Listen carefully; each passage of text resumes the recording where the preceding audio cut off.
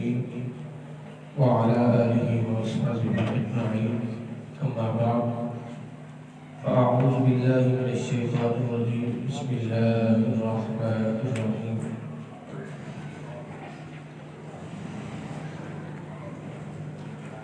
عزیزان گرامی قدر، ہماری گفتگو چل رہی تھی صدق کے بیان میں، یعنی سچائی کے بیان میں.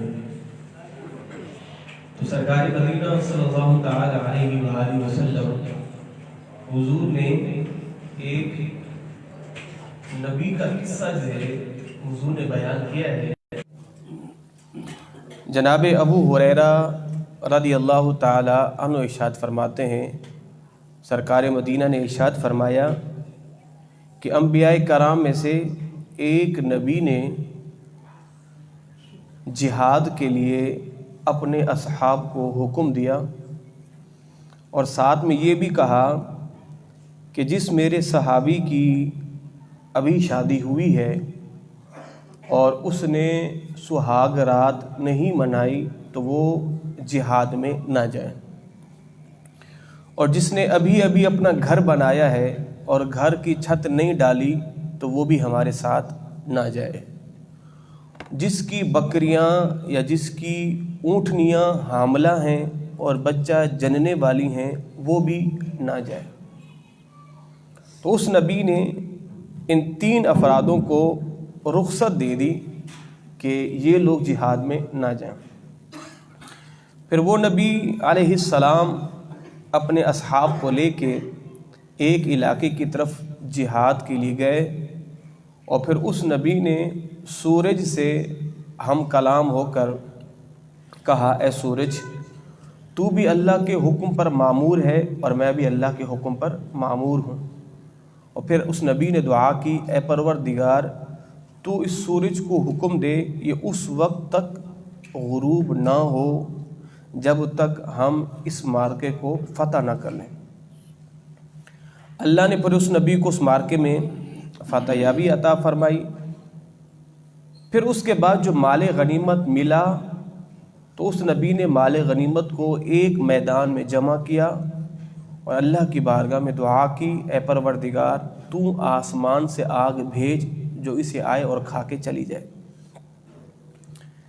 گزشتہ انبیاء کرام میں یہ معمول تھا کہ جو مال غنیمت ملتا تھا اس کو ایک میدان میں رکھ دیا جاتا تھا اور آسمان سے آگ آتی تھی اور اسے کھا کے چلی جاتی تھی، اور اگر آگ اس کو کھا کے چلی جاتی تو یہ اس کی قبولیت کی دلیل ہوتی. تو اس نبی نے بھی حکم دیا کہ سارا مال جمع کر دو جس کے پاس جو بھی ہے ملا ہے، اور آسمان سے آگ آئے اس کو کھا کے چلی جائے. تو جب اس نبی نے دعا کی علیہ السلام تو آگ نہیں آئی کھانے کے لیے. تو آپ نے فرمایا کہ تم میں سے کسی نے خیانت کی ہے اور مال چھپایا ہوا ہے، اس کو جب تک لا کے نہیں جمع کراؤ گے آسمان سے آگ نہیں آئے گی. تو کوئی بھی آگے نہیں بڑھا. تو آپ نے فرمایا کہ ہر قبیلے کا ایک بندہ میرے ہاتھ میں آ کے اور بیعت کرے. اور جتنے بھی قبیلے تھے تمام قبیلوں کا ایک ایک فرد آیا اور اس نبی کے ہاتھ پر بیعت کی. تو ایک قبیلے کے سردار کا ہاتھ اس نبی کے ہاتھ سے چپک گیا. تو آپ نے فرمایا کہ تمہارے ہی قبیلے میں سے چند لوگ ہیں کہ جنہوں نے مال چرایا ہے، اس کے قبیلے کے لوگوں کو بلایا جائے. جب اس سردار کے قبیلے کے لوگ آئے پھر انہوں نے اس نبی کے ہاتھ پر بیعت کی تو 2 آدمیوں کے ہاتھ چپک گئے. فرمایا کہ تم نے مال چھپایا ہوا ہے؟ کہا ہاں چھپایا ہوا ہے.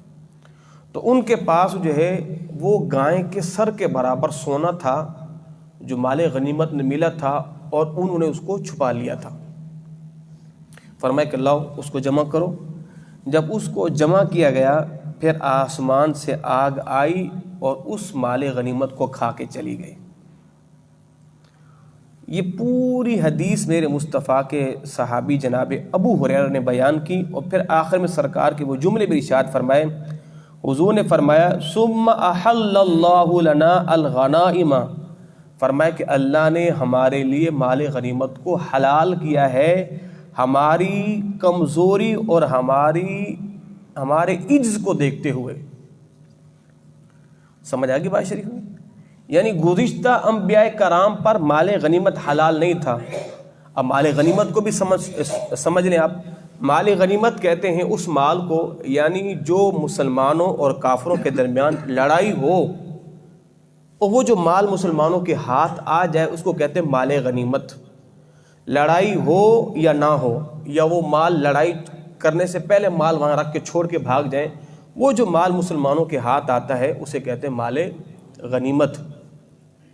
تو گزشتہ انبیاء کرام کی امتوں پر وہ مال غنیمت حلال نہیں تھا، آسمان سے آگ آتی کھا کے چلی جاتی، مگر اللہ نے اس امت پر خاص کرم کر دیا ہے، کہا اے نبی ہم نے یہ مال غنیمت آپ کی امت کے لیے حلال کر دیا، یعنی آپ کی امت اس مال کو آپس میں تقسیم کرے، آپس میں بانٹ دے۔ تو یہ اللہ نے اس امت کو خصوصی اختیار دیا ہے، ورنہ آج بھی ہمیں اپنی قربانیاں کر کے باہر رکھنی پڑتی، آسمان سے آگ آتی اور کھا کے چلی جاتی۔ حابیل قابیل کا جب مارکہ ہوا تھا، قابیل نے کہا کہ میں نے اس سے شادی کرنی ہے، جس سے اس کا نکاح حابیل سے ہونا تھا، جناب آدم کے 2 بیٹے تھے، اور حابیل نے کہا نہیں اس سے تو میرا نکاح ہوگا، قابیل نے کہا نہیں میں نکاح کروں گا۔ تو کہا ایسا کرتے ہیں ہم قربانی دیتے ہیں اللہ کی بارگاہ میں، جس کی قربانی قبول ہو جائے گی وہی اس سے نکاح کرے گا۔ تو حابیل کی قربانی تو ہو گئی قبول، اور قابیل کی قربانی قبول نہیں ہوئی، تو قابیل سمجھ گیا کہ میری قربانی قبول نہیں ہوئی، تو قابیل نے حابیل کو مار دیا، قابیل نے حابیل کو مار دیا۔ اگر وہ سلسلہ آج چلتا نا تو آج ہمیں بھی اپنی قربانیاں کر کے میدان میں رکھنی ہوتی، آسمان سے آگ آتی اس کو کھا کے چلی جاتی، یہ تو ہوتا۔ مگر اس کے اندر جو پہلو میں آپ کو بتانا چاہ رہا ہوں وہ یہ ہے، اگر وہ آسمانی آگ کسی کی قربانی کو نہ کھاتی تو پتہ چل جاتا کہ اس کی قربانی قبول نہیں ہوئی، اور جب پتہ چل جاتا کہ اس کی قربانی قبول نہیں ہوئی تو وہ بندہ پھر معاشرے میں منہ دکھانے کے قابل نہیں ہوتا۔ یعنی یہ اتنا بڑا گناہگار ہے، یہ بڑا حاجی بنا پھرتا ہے، بڑا نمازی بنا پھرتا ہے، اس کی تو قربانی قبول نہیں ہوئی، اس کا مطلب اس کے تو ایسے کوئی گناہ تو ہیں، مگر اس پروردگار نے اپنے حبیب کے صدقے اس امت کے گناہوں پر یوں پردے ڈال دیے ہیں، بس قربانیاں دیے جا رہے ہیں اور ہم خود ہی کھائے جا رہے ہیں۔ اب کس کی ہو رہی ہے کس کی قبول نہیں ہو رہی وہ تو اللہ ہی جانتا ہے۔ تو جس رب نے دنیا میں پردے رکھے ہیں ہمیں رب کی ذات سے امید ہے قیامت کے دن وہ اپنے حبیب کے صدقے ہمارے وہاں بھی پردے رکھے گا۔ تو اللہ کی ذات ستار الغیوب ہے، ستار العیوب ہے، عیبوں کو چھپانے والی ہے۔ ہاں اللہ اکبر۔ حضرت جناب ابو خالد حکیم بن ہزام وہ کہتے ہیں کہ اسلم عام الفتح و ابوہ من سادس قریش، وہ کہتے ہیں کہ سرکار مدینہ صلی اللہ علیہ وسلم نے ارشاد فرمایا جب 2 بندے خرید و فروخت کریں، ایک لینے والا ہو اور ایک دینے والا ہو، جب تک وہ دونوں جدا نہ ہوں تب تک انہیں بیع کو ختم کرنے کا اختیار ہے۔ یعنی ابھی بات چیت چل رہی ہے اور آپس میں جدا نہیں ہوئے تو ایک بندہ بھی بیع کو ختم کر سکتا ہے، جناب مجھے یہ چیز پسند نہیں ہے، جب بیچنے والا کہ جناب میں آپ کو نہیں بیچ رہا، آپ کم قیمت لگا رہے ہو۔ مگر حضور نے فرمایا اگر 2 بیچنے والے، لینے والا اور دینے والا، وہ دونوں سچ بولیں، بیچنے والا اس کا عیب بیان کرے جناب اس کے اندر یہ عیب ہے، یہ خامی ہے، اور خریدنے والا اپنے پیسوں کی وضاحت کرے، کھوٹے کھرے کم زیادہ وہ بھی وضاحت کرے، حضور نے فرمایا دونوں سچ بولیں تو اللہ اس بندوں کی بیع کے اندر برکت عطا فرما دیتا ہے۔ اگر دونوں جھوٹ بولیں تو حضور نے فرمایا اللہ پھر اس سے برکت کو اٹھا لیتا ہے، اللہ اس سے برکت کو اٹھا۔ اگر ایک جھوٹ بولے ایک سچ بولے تو جس نے جھوٹ بولا اس کو تو جھوٹ کا بھی وبال آئے گا اور اس کی مال میں برکت بھی ختم ہو جائے گی، اور جس نے سچ کہا اللہ پھر اسے اس کے سچ کا اجر عطا فرمائے گا۔ تو فرمایا کہ جب لین دین کرو سچ بولو، جو اس میں خامی ہے اس کو واضح کر کے بولو، اس کو ظاہر کر کے بولو۔ اس کی آواز تھوڑی سی کم کرو۔ امام اعظم ابو حنیفہ رضی اللہ تعالی عنہ امام اعظم ابو حنیفہ رضی اللہ تعالی عنہ آپ کپڑے کا کام کرتے تھے نا، تو آپ کا جو غلام تھا، جو آپ کا کام کرنے والا تھا، آپ نے اس سے کہا دیکھو جب کپڑے بیچنے جاؤ تو اس کے اندر یہ کپڑا ہے جس کے اندر عیب ہے، جب بیچنا تو عیب بتانا، بھائی دیکھو اس کے اندر یہ عیب ہے، بغیر عیب بیان کیے مت بیچنا۔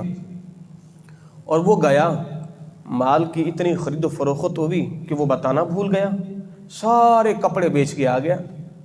تو آپ نے فرمایا سناؤ کہ حضرت آج تو کمال ہو گیا، سارے کپڑے بک گئے ہیں۔ تو کہ وہ جو عیب والا تھا وہ بیان کیا تھا کہ نہیں وہ تو میں بھول گیا حضرت، وہ تو میں بھول گیا، میں معذرت چاہتا ہوں۔ فرمایا اب ایسا کرو، یہ جو قیمت تم لے کے آئے ہو نا، جتنا بھی پیسہ تم لائے ہو، یہ سارا جاؤ غربا فقراء میں تقسیم کر دو۔ اب یہ پیسہ میرے لیے جائز نہیں ہے، اس لیے کہ اس کے اندر ایسا کپڑا بھی چلا گیا جس کے اندر عیب تھا۔ دینے والے نے پیسے تو درست پورے دیے ہوں گے مگر کپڑے کے اندر تو عیب تھا، اور تم سے جو ہے یہ لغزش ہوئی ہے، اس کا کفارہ یہ ہے ساری جمع پونجی اٹھاؤ جو تم کما کے لائے ہو، سارے غربا فقراء میں جا کے تقسیم کر دو۔ یہ تھا ہمارے اکابرین کا خوف خدا۔ اگر بندہ ہزاروں روپے بھی کما لے نا اور ہوں جھوٹ کے، آپ کما کے گھر میں لائیں گے، آپ کو قلبی سکون نہیں ملے گا، قلبی سکون نہیں ملے گا، اطمینان نہیں ملے گا، ذہنی سکون بھی نہیں ملے گا۔ بعض لوگ اتنا کمانے کے بعد بھی پرسکون نہیں ہے، وجہ پتہ ہے کیا ہے؟ وجہ یہ ہے کہ آپ کو اپنے مال میں دیکھنا چاہیے، اس کے اندر کہیں نہ کہیں کچھ نہ کچھ عنصر حرام کا ہے، جب بھی آپ کو سکون نہیں ہے۔ بھئی ایک بندہ پیسہ کما کے لا رہا ہے اور پھر کہہ رہے جناب پیسہ بھی ہے، سب کچھ ہے، اچھا کھاتے ہیں، مگر پھر بھی پتہ نہیں گھر میں لڑائی جھگڑے چلتے رہتے ہیں، پتہ نہیں لڑتے رہتے ہیں، میں اور میری بیوی لڑتے رہتے ہیں، اتنا کچھ ہونے کے بعد پیسہ بچتا نہیں ہے، مہینے کے آخر میں پریشانیاں ختم ہونے کا نام نہیں لے رہی۔ تو اپنی کمائی کی طرف توجہ کرو، وہاں کہیں نہ کہیں سے ایک لقمہ کوئی حرام کا آ رہا ہے جس سے آپ کا پورا ماحول ڈسٹرب ہو چکا۔ رزق حلال ہوگا، ذہنی سکون بھی ملے گا، قلبی سکون بھی اور جسمانی سکون بھی، اور گھر کا سکون بھی آپ کو میسر آ جائے گا، کیوں لقمہ حلال کا ہے۔ حرام کا لقمہ آپ کو سکون سے سونے بھی نہیں دے گا، نیند کی گولیاں بھی کھا لیں تب بھی آپ کو سونے نہیں دے گا، اس لیے کہ جس کو آپ ڈس کر آئے ہو، جس کا بیڑا غرق کر کے آئے ہو، وہ جو مصلوں پہ بیٹھ کے آپ کے لیے بد دعائیں کر رہا ہے، آپ کو سکون آئے گا؟ تو کسی کو بندہ اذیت دے 2 پیسوں کے لیے، اللہ کی پناہ۔ اچھا آج ہمارے معاشرے میں نیچے سے لے کر اوپر تک ہر ایک بندہ بیٹھا ہوا ہے کاٹنے کے لیے، ہر ایک بندہ، یعنی وہ سبزی والا بھی ہے نا، وہ بھی کسی کو نہ کسی کو چونا لگانے کے لیے بیٹھا ہوا ہے، گوشت والا ہے وہ بھی لگانے کے لیے بیٹھا ہوا ہے، ہر فروٹ والا ہے وہ بھی لگانے کے لیے بیٹھا ہوا ہے۔ اللہ ماشاءاللہ نیکوں کی کمی نہیں ہے، نیک لوگ بھی ہیں، اچھا کما رہے ہیں، رزق حلال کر رہے ہیں، مگر ایک بہت بڑی تعداد جو ہے نا وہ لوگوں کو 2 نمبر چیز بیچنے پر آمادہ ہے۔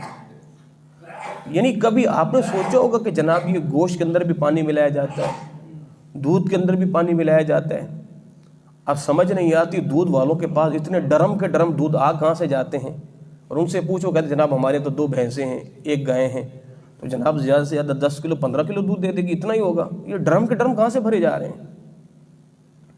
تو کیا ہے وہ پانی پہ پانی، پانی پہ پانی، پھر دیکھ لیں ان کو وہیں تک کھڑے ہوئے ہیں، کبھی بھی اس سیٹ سے آگے نہیں بڑھیں گے، وہیں تک رہیں گے، کیوں؟ کمائی حرام رہے ہیں۔ کپڑا بیچنے والا ہو، میڈیکل والا ہو، ڈاکٹر ہو، ہر فیلڈ کے اندر وکیل ہو، جج ہو، جس کو بھی دیکھیں حرام کمانے پہ تلا ہوا ہے، حلال کوئی نہیں کھاتا۔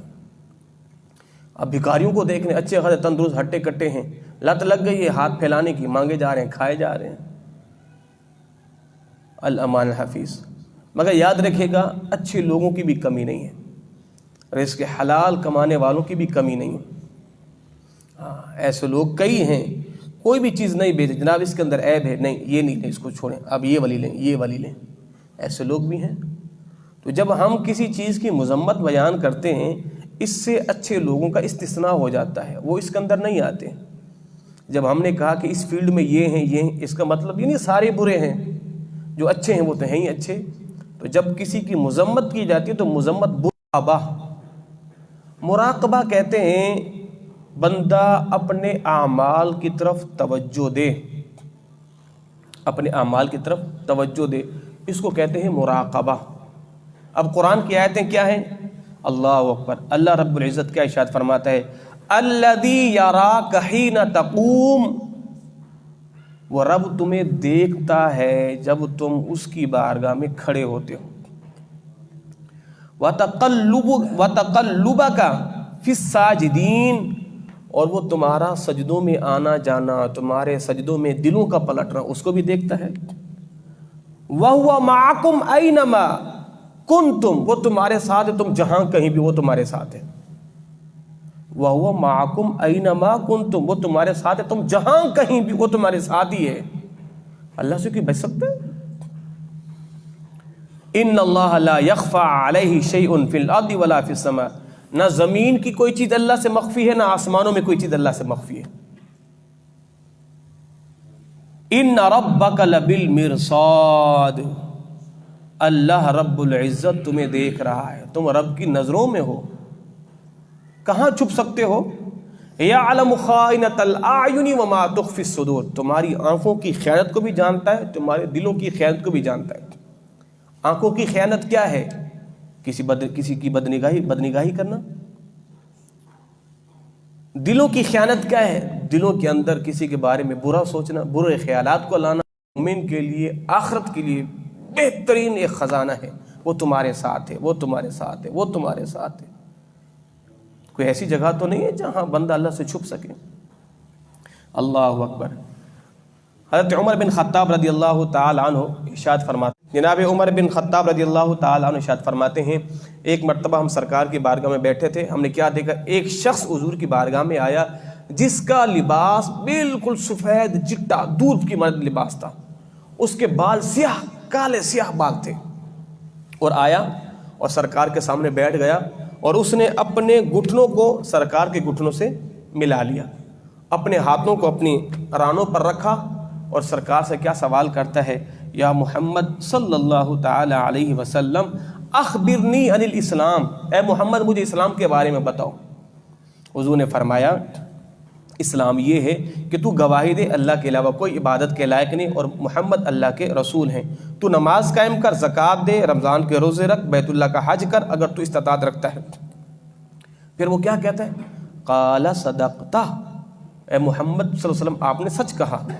صحابہ کرام کہتے ہیں ہمیں بڑا تعجب ہوا، سوال بھی خود کر رہا ہے اور جواب کی تصدیق بھی کر رہا ہے۔ ظاہر سائل تو وہ ہوتا ہے کہ جسے جواب کا پتہ نہیں ہوتا، مگر یہ عجیب سائل ہے، حضور سے سوال بھی پوچھ رہا ہے اور یہ بھی کہہ رہا ہے کہ اے نبی آپ نے سچ کہا ہے، گویا کہ جواب جانتا ہے جبھی تو کہہ رہا ہے۔ پھر اس نے کیا سوال کیا؟ اے محمد صلی اللہ تعالی علیہ وسلم آپ مجھے خبر دیں احسان کے بارے میں۔ پھر اس نے کہا اے محمد مجھے احسان کے بارے میں خبر دو۔ حضور نے فرمایا احسان یہ ہے تو اللہ کی عبادت کر، گویا کہ تو اسے دیکھ رہا ہے، نہیں تو وہ تو تجھے دیکھ ہی رہا ہے۔ پھر وہ کہتا ہے کہ اے محمد صلی اللہ علیہ وسلم آپ مجھے قیامت کے بارے میں بتائیں۔ تو حضور نے فرمایا ننگے پاؤں مفلس بکریاں چرانے والوں کو بلند و بالا عالیشان عمارتوں کے مالک ہوں گے وہ، اور باندیاں جو ہے وہ اپنی مالکن کو جنیں گی۔ اور جناب عمر کہتے ہیں حضور نے مجھ سے کہا اے عمر جانتے ہو یہ سائل کون تھا؟ پھر وہ سوال کر کے چلا گیا، عمر جانتے ہو یہ کون تھا؟ جناب عمر کہتے ہیں اللہ اس کا رسول ہی جانے، ہمیں کیا پتہ یہ کون تھا، مگر اتنا تو معلوم ہے مدینے کا نہیں تھا، مدینے کا ہوتا ہمیں پتہ ہوتا، اگر یہاں کا رہنے والا ہوتا پتہ ہوتا، مسافر ہوتا پتہ ہوتا، مسافر اگر آتا اس کے بال گرد آلود ہوتے، کپڑے میلے ہوتے، یہ تو چٹا لباس، کالے سیاہ بال، چمکتا چہرہ، ہم تو نہیں جانتے یہ کون تھا۔ تو حضور نے فرمایا عمر یہ جناب جبرائیل تھے، یہ جناب جبرائیل تھے، بشری شکل میں تمہیں دین سکھانے کے لیے آئے تھے۔ جناب جبرائیل نے سوال کیے، حضور نے جواب دیے، تو صحابہ کو سیکھنے کو مل گیا، صحابہ کو سیکھنے کو مل گیا۔ تو فرمایا کہ عمر یہ جبرائیل تھے۔ تو اس آیت کریمہ کے اندر چند ایک چیزیں بیان کی گئی ہیں۔ ایک تو ادب، سائل اگر کسی سوال کرے ادب کا پہلو یہ ہونا چاہیے. جناب جبرائیل سرکار کے سامنے دو زانو ہو کے بیٹھ گئے اور اپنے ہاتھوں کو اپنی رانوں پہ رکھا اور پھر اس کا سرکار سے سوال کیا. یہ ادب کا تقاضا ہے، جس سے آپ سوال کرنا چاہ رہے ہیں یہ آپ کا ادب ہونا چاہیے. تو جناب جبریل امین علیہ السلام نے سرکار سے یہ سوال کیے اور حضور نے سوالوں کے جواب دیے. اس پوری حدیث کے اندر جو ہمارا سبق سے ریلیٹڈ الفاظ ہیں وہ کیا تھے؟ اے جبرائیل، احسان یہ ہے کہ جب تو عبادت کرے یوں تصور کر کہ اللہ تجھے دیکھ رہا ہے، نہیں تو تم اللہ کو دیکھ رہے ہو، اگر یہ نہیں تو اللہ تو تمہیں دیکھ ہی رہا ہے. یعنی یہ ہے مراقبہ. جب بندہ نماز پڑھے تو یہ تصور کرے کہ میں اللہ کو دیکھ رہا ہوں. اب میں اللہ کو دیکھ رہا ہوں، یہ کیفیت ہر ایک کو میسر نہیں ہوتی، مگر آپ یہ تو ذہن باندھ لیں، بلکہ یقین کامل کے ساتھ کھڑے ہوں کہ میرا رب مجھے دیکھ رہا ہے. اچھا، دونوں صورتوں میں نماز میں خشوع و خضوع کی کیفیت آئے گی. اگر آپ یہ کہیں جناب میں اللہ کو دیکھ رہا ہوں، تو آپ سمجھ سکتے ہیں کہ آپ کے اندر نماز کے اندر عاجزی کتنی آ جائے گی. میں اللہ کو دیکھ رہا ہوں، پھر نمازوں میں کھجانا، نمازوں میں کھجنا کرنا، ادھر ادھر دیکھنا، یہ ساری چیزیں ختم ہو جائیں گی. اگر آپ یہ کہ جناب اللہ مجھے دیکھ رہا ہے، میں رب کی نظروں میں ہوں، وہ مجھے دیکھ رہا ہے، اس کی بارگاہ میں کھڑا ہو کے میں کبھی ادھر جھوموں کبھی ادھر جھوموں، میری حرکات و سکنات یہ تو آداب خداوندی میں کھڑے ہونے کے برخلاف ہیں، تو آپ کے اندر اب بھی خشوع و خضوع والی کیفیت آ جائے گی. اللہ اکبر. درشی پڑھی اللہم صلی علی سیدنا. حضرت معاذ بن جبل رضی اللہ تعالی عنہ ارشاد فرماتے ہیں. اچھا، پیچھے جو حدیث ہم نے بیان کی نا، یہ جو نشانیاں ہیں، کیا نشانی ہے قیامت کی؟ حضور نے فرمایا ننگے بدن، ننگے پاؤں بکریاں چرانے والوں کو بلند و بالا عمارتوں میں دیکھو گے. یہ نشانی تو 100% پوری ہو چکی ہے. آپ دیکھتے نہیں ہیں محلات میں کون رہتے ہیں؟ یہ دبئی کا جو اس وقت سب سے بڑا بادشاہ بنا گھوم رہا ہے، آپ اس کی ہسٹری کو پڑھو. یہ بدو تھا. بدو کہتے ہیں دیہاتی، پینڈو، چرواہا. جو آج اس وقت دبئی کے بڑے بڑے جو شہزادے شاہی خاندان بنے ہیں نا، ان کی آپ ہسٹریاں پڑھیں. آج سے 10 سال 15 سال 20 سال پہلے یہ بدو تھے. بدو دیہاتی تھے، پینڈو تھے، بکریاں چراتے تھے، اور آج دیکھیں دنیا کی عالی شان عمارتوں کے مالک ہیں. آپ سعودی عرب کے جو یہ حکمران ہیں، اب ان کی ہسٹری کو پڑھ رہے ہیں. یہ آج سے 20 سال پہلے بدو، بکریاں چرانے والے، یہ کام پتہ ہے کیا کرتے تھے؟ عرب کے اندر یہ جانور ذبح کرتے، ان کا گوشت بناتے اور اس کو سکھاتے. سکھانے کے بعد آنے جانے والے حاجیوں کو وہ گوشت بیچا کرتے تھے. ان کی یہ حالت تھی. پہاڑوں میں رہتے، بکریاں چراتے تھے، اور آج دیکھیں یہ قیامت کی نشانی پوری ہو گئی ہے. ان کا اب کھانے کا طریقہ دیکھیں، آپ کو اندازہ ہو جائے گا ان سے بڑا تو کوئی پینڈو نہیں ہے. یہ وہ قومیں تھیں جن کے متعلق میرے مصطفیٰ نے فرمایا بلند و بالا. آج جو برج خلیفہ ہے، بہت بڑی عمارت دنیا کی، اس سے بڑی عمارت بنانے کے لیے سعودی کا جو بادشاہ ہے اس نے ٹھان لی کہ میں اس سے بڑی عمارت بناؤں گا. تو سرکار نے کیا فرمایا؟ لمبی لمبی عمارتوں میں رہیں گے، لمبی لمبی عمارتیں بنائیں گے. یہ کچھ کر رہے ہیں. اور فرمایا کہ باندی اپنی مالکہ کو جنے گی. اس کا مطلب یہ تھا کہ اولاد کا رویہ اپنی ماں کے ساتھ ایسا ہوگا کہ جیسے اولاد مالکن ہے اور ماں باندی ہے، لونڈی ہے، کنیزہ ہے. تو اب دیکھ لیں، آپ ایک بیٹی کا ماں کے ساتھ رویہ کیا ہوتا ہے، ایک بیٹے کا باپ کے ساتھ رویہ کیا ہوتا ہے. ایسا لگتا ہے کہ یہ باپ نہیں ہے، گھر کا ملازم ہے، اور یہ جو لڑکا ہے شاید یہ گھر کا بڑا یہی ہے. یہ میرے مصطفیٰ نے غیب کی خبر دی تھی. اور ایسا ہی آج باپ اولاد کے سامنے ڈر کے سہم کے کھڑا ہوا ہوتا ہے، اور بیٹا جو ہے وہ سانڈ کی طرح جو ہے وہ ناسے پھلا پھلا کے ماں باپ سے بات کر رہا ہوتا ہے. ماں باپ ڈرتے ہیں اولاد کے سامنے بات کرنے سے. ماں ڈرتی ہے بیٹی کے سامنے بولتے ہوئے، کہیں بیٹی مجھے بھری محفل میں ذلیل نہ کر دے. باپ ڈرتا ہے کہ 10 بندوں کے سامنے میرا بیٹا مجھے ذلیل و رسوا نہ کر دے. یہ ہے قیامت کی نشانیاں. ماں باپ ایک غلاموں کی مانند ہوں گے، اور اولاد مالکن، مالک، آقا. یہ ہوگا.